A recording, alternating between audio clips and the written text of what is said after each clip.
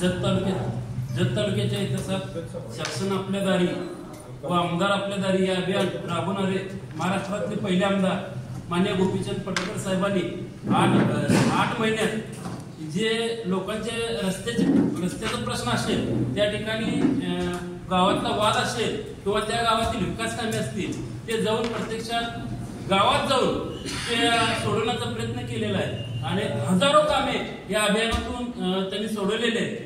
आणि आजच आम्ही 2-3 दिवसापूर्वी बिरनाळ तलावात जे बोटिंगचं नियोजन केलेलं आहे, त्यासाठी काही विरोध करत आहेत.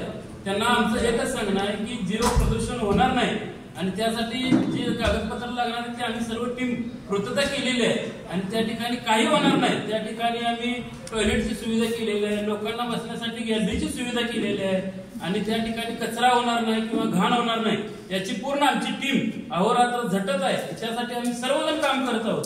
लोकांच्या जीवितात काही त्या ठिकाणी होणार नाही किंवा धोका होणार नाही याची आम्ही पूर्ण जबाबदारी घेतलेली आहे. शासन त्या ठिकाणी काम करत आहे, शासन सर्व त्या सुविधा पुरवत आहे आणि शासन आणि आमची टीम अहोरात्र त्या ठिकाणी काम करत आहे.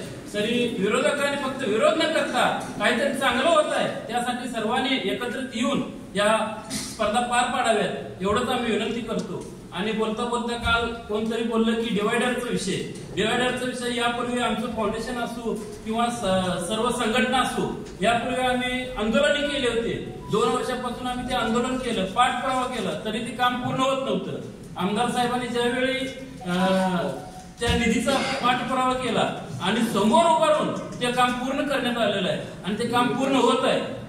याची दक्षता घ्यावी आणि चांगल्या पद्धतीने आमदार साहेबांचं 8 महिन्यात कामाचा पाठपुरावा आहे. आम्ही या बोटिंग स्पर्धा झाली की त्याचा लेखाजोखा थोड्याच दिवसात तुमच्या समोर मांडणार आहे. 8 महिन्यात त्यांनी काय केलेलं.